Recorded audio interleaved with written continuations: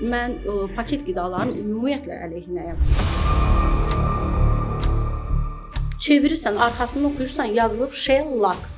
Sherlock nədir? Böcək qanı. Dırnaq aparatları var. Qəti xanımlarımıza məsləhət verirəm. Əməliyyat etdirirlər. Bəzən sağ çıxırlar, bəzən sağ çıxmırlar.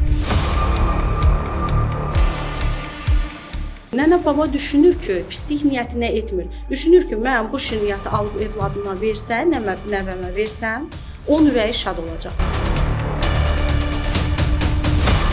Geri dönüşü qısa konkret desəm, xərçə hüceyrəsindən.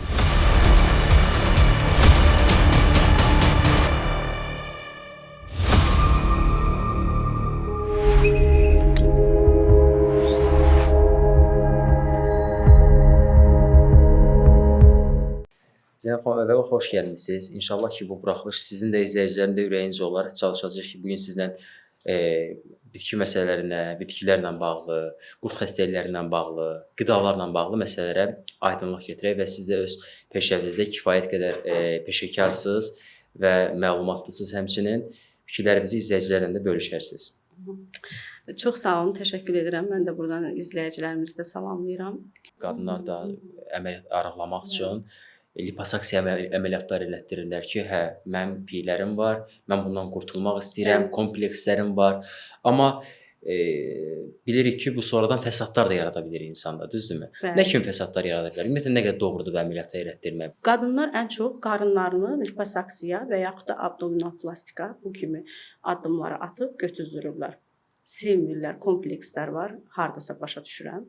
Amma addım düzgündürmü? Mənim profilimdən yanlışdır. Onun üçün ki, burada qarında bizə lazım olan pi qatları ki var, bunlar immunitetdir. Yəni immunitetə müdaxilə etmək olmaz. Bu günləri gedirlər, əməliyyat etdirirlər. Bəzən sağ çıxırlar, bəzən sağ çıxmırlar. Hələ biz bu tərəflərini demirik. Sağ çıxdıqları halda müəyyən müddətdən sonra ilk növbədə çox sevinirlər, xoşbəxtdirlər, bədənləri idealdır. Amma müəyyən müddətdən sonra dəhşətlərdən rastlaşırlar. Çünki immun sistem çökür, orqanizmada xoşagəlməz hallar baş verir. Qadınlarda immunitet ən çox qarında, pi qatında yerləşir. Bunu məhv eləyirlər. Bundan əlavə ya da mamoplastikalara müraciət edirlər. Nə dərəcədə düzgündür bu qədər bədəndə işləm aparmaq və yaxud da ki, bunu etdirmək qadındılar, başa düşürəm, komplekslər var. Xoşbəxt edə bilər. Yenə deyirəm, bir neçə ay, bir neçə vaxt bundan sonra böyük fəsadlardan rastlaşırlar ki, dəfələrdən də görmüşük bunları. Arıqlama məhsullarına gəldikdə isə, əlbəttə ki, hər kəs öz məhsulunu təqdim etməlidir. Yaxşı olduğu halda hər kəsə məsləhət bilməlidir. Əgər onun zərəri olmadığı halda hər bir insan qəbul edə bilər, normal haldır. İllər boyu insanlar təbii şəkildə arıqlama həyata keçiribdir. Çox da yaxşı, əksinə sağlamlıqlarına qovuşublar.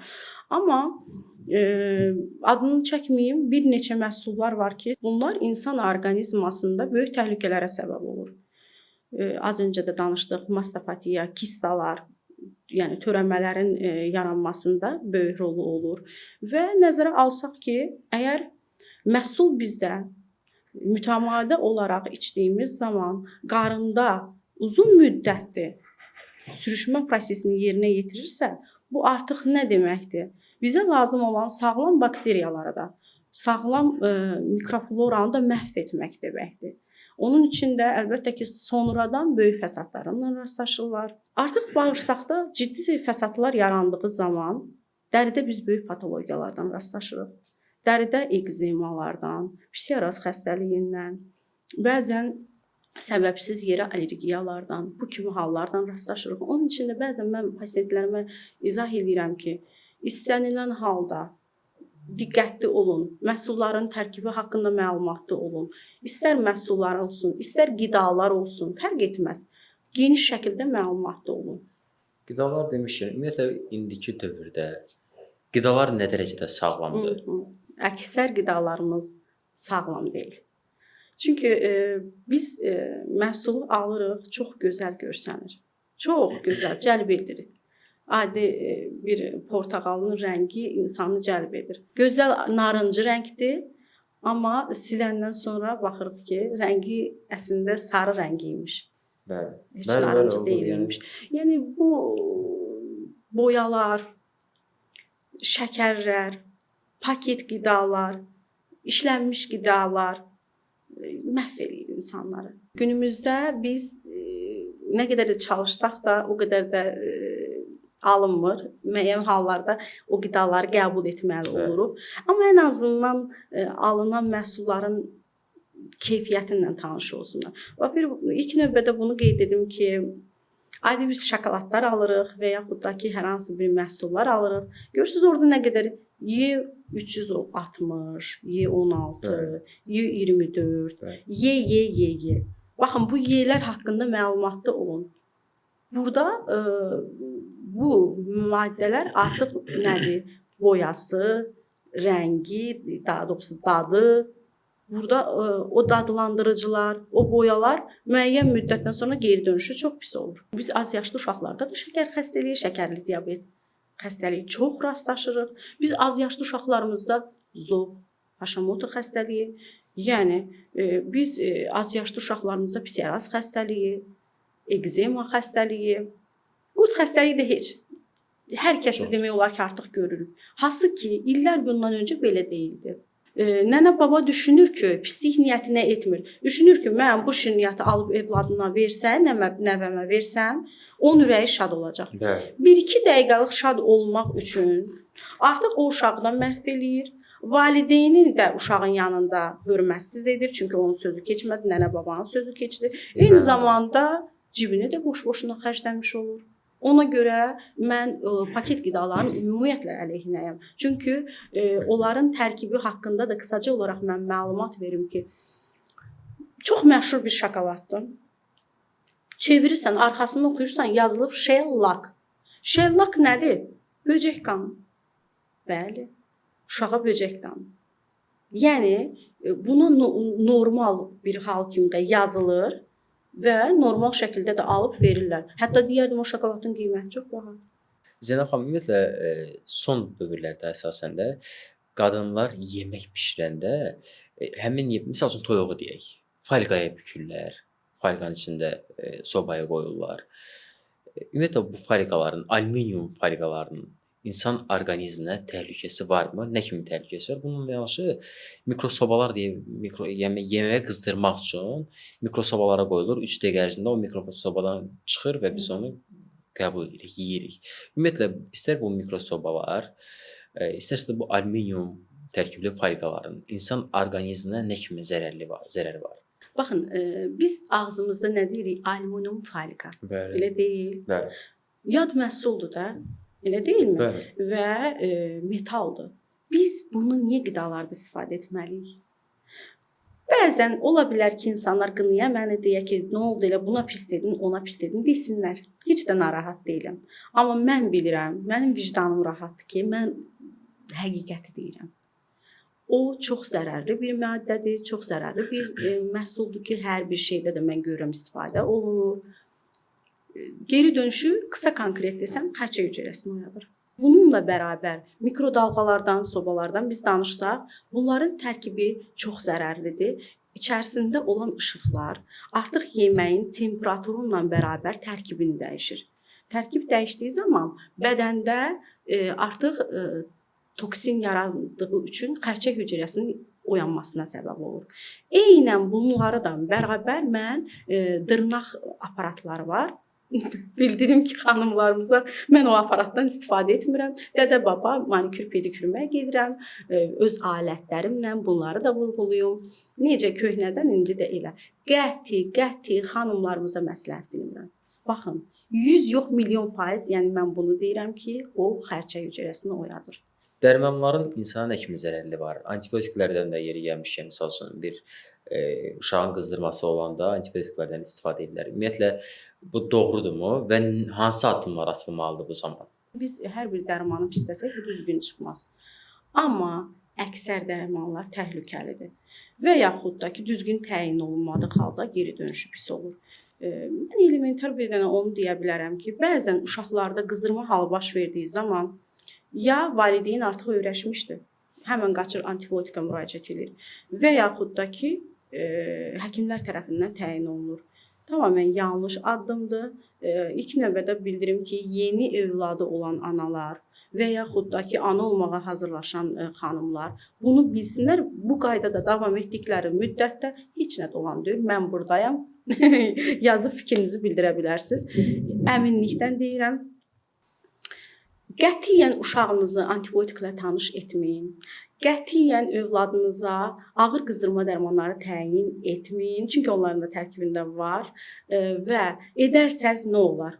İlk növbədə mən bunu da qeyd edim ki, antibiotiklər hər hansı bir iltihab prosesi zamanı təyin olunur və ən ciddi halda patoloji narahatçılıq olarsa, ciddi xroniki proses gedərsə, yəni bu sırf əməliyyatdan sonra, ağır bir proseslərdən sonra vacib olduğu üçün təyin olunur. Amma qızdırmam oldu da antibiotika müraciət etdim, tamamilə yanlışdır. Olarsa nə baş verər?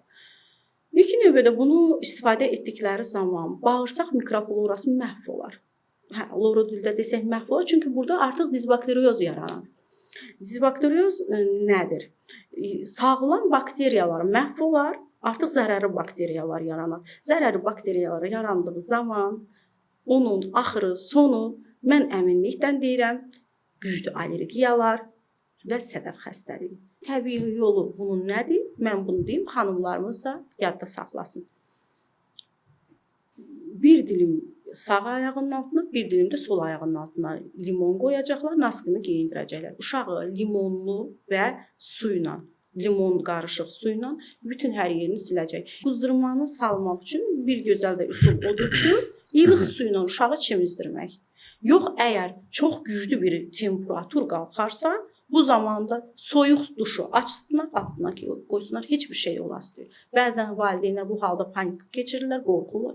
Həmin anda buz kimi suyu açıb altına qoyduqları zaman özləri də müşahidə edəcəklər ki, qızdırma nə qədər addım-addım düşür. Zeynəb xanım, biz bilirik ki, sizin izləyiciləriniz kifayət qədər sizə etibar edir və siz bəzən də paylaşımlarınızda izləyicilərimizə bildirirsiniz ki, bəs filan qidadan istifadə edin, filan vitaminlərdən istifadə edin. Varmı elə vitamin ki, misal üçün insan orqanizmini çox xeyir edir. Deyək ki, xərçəngin də belə qarşısını alır. Vitamin dedikdə istənilən qidalarımızda biz vitamin əldə edə bilərik. Eyni onunla bərabər zərəri də görə bilərik. Necə?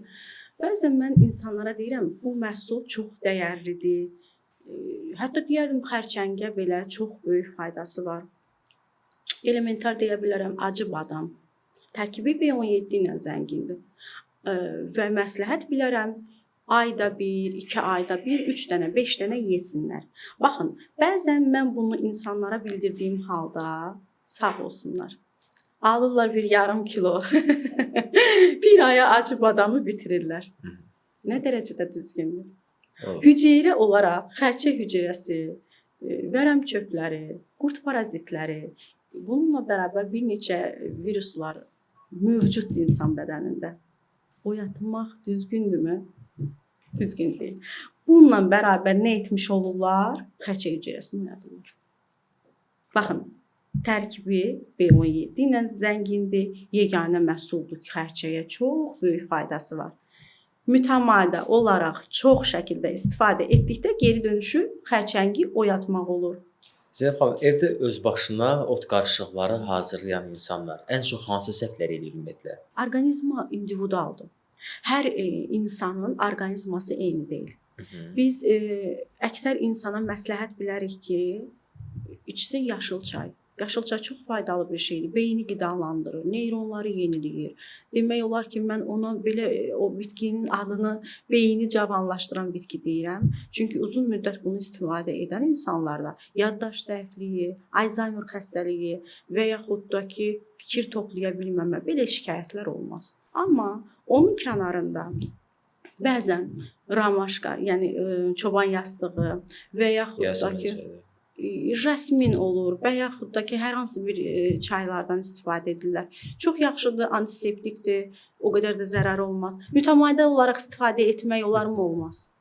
Səbəb? Çünki bu antiseptik olmağına baxmayaraq bağırsaqda soğuma prosesini zəiflədir. Onun üçün də mən ona görə deyirəm, bəzi insanlara vacib olur, bəzi insanlara qadağa olur. Orqanizmaya uyğun təyin olunmalıdır. Elə məhsul var, necə ki, yaşıl çay, qara çay, bunlar günümüzdə bizim üçün vacibdir. Axı biz nəsə içməliyik. Bəli. Amma onun kənarında başqa bitkilərə diqqətli olmalıdırlar. Bu orqanizmaya o olarmı? Hər zaman insanlarımıza məsləhət bilərəm ki, bitkiyə üstünlük versinlər ki, bu halda orqanizmaların tanısınlar, bilsinlər, ona uyğun təyin olunduğu şəkildə istifadə etsinlər. Yaxşı, bəs qurd dərmanlarını öz başına qəbul eləmək nə dərəcədə doğrudur və bunun təhlükəsi ola bilərmi sonradan? Çox böyük təhlükəsi ola bilər. Baxın, qurd dərmanlarının əleyhinə hər zaman bunu qeyd eləmişəm. Qurda müalicə edən həkim kimi, amma biz təbii şəkildə müalicə edirik, bilirsiniz ki. Bəli. Mən qurd dərmanları istehsal edən şirkətlərin əleyhinə deyiləm. Sadəcə olaraq mənim illərdir bildirmək istədiyim odur ki, orqanizmaya zərər verən məhsul təyin etməyin. Bildiniz necə? Yəni bunu siz çıxardın, satışa verin, insanlara faydası olsun. Məlum məsələdir, bir çox şeyin faydası olduğu kimi zərərli tərəfləri də var, amma o qədər ağır dərəcədə olmamalıdır. Çünki biz 3 yaşında, 2 yaşında uşaqlara qurd müalicəsi aparırıqsa, bunların qaraciyərləri bilirsiniz nədir? Pambıq. Bu qaraciyəri məhv etməyə bizim ixtiyarımız yoxdur. Nəinki heç kimin ixtiyarı yoxdur. Ağır preparatların əksəriyyəti qaraciyərdə toksin yaratdığı üçün rəngi boğur, tündləşdirir. Bizim müalicənin fərqi nədir? Biz orqanizmadan öd qaraciyəri təmizləyərək, bağırsaqları təmizləyərək effekt əldə edirik. Yəni orqanizmadan toksin çıxdığı zaman artıq rəng dəyişir. Baxın, bizim müalicənin fərqi odur. Məsələ biz qurdu tökdüm deyil, orqanizmanı yeniləyirik. Ümumiyyətlə bu qurdlar nədən yaranır? İstər uşaqlarda, istər böyüklərdə. Qurd əslində insanda hüceyrə olaraq mövcuddur. Pasiv formada. Aktivə çevrilibsə, bu artıq orqanizmanın gedişatına bağlıdır. İmmuniteti güclü olan insanlarda qurd aktiv olmaz. Yəni kənddə olan uşaqları görmüsünüz də, vallahi belə pis çıxmazsın. Şəhərdə olanlardan da bayavoy, canlı, hallı, qəşəng də belə yanaqlarda qırmızı. Yəni çox da gözəl olurlar, çox da güclü, çox da belə immunitet baxımından zəngin olurlar. Niyə? Deyim sizə, çoxsu da natəmiz olur. Qurdları yoxdur. Bilirsiniz niyə? Çünki onlar zaten natəmizlikdən immunitet yaradıblar. İllər boyu yanlış məlumatdır bu. Elə deyil. İmmunitet zaten natəmizlikdən yaranır. Yəni o xloru əlinə al. Bəzən həkimlər pasientlərin beynini pozur. Əlinlə nə bilim qapı cövdələrini silin. Oranı sil, buranı sil. Alt paltarlarını qaynat, yu. Heç qaynatmağın əleyhinəyəm deyərdim. Olmaz. Paltarlar qaynamamalıdır. Elə bir şey yoxdur. Elə immunitet aşağıdırsa, havadan, sudan, çirkli bir şeydən, dırnaqdan, həmən. Bəs qurdun, insan bədənində qurdun olduğunu göstərən bu əlamətlər hansıdır? Gizli əlamətlər ki, biz insanlar olur. İnsanlarda bəzən deyir doktor, adi köpəm. Yəni qaz, köp, həzmsizliyim var, baş ağrılarım var.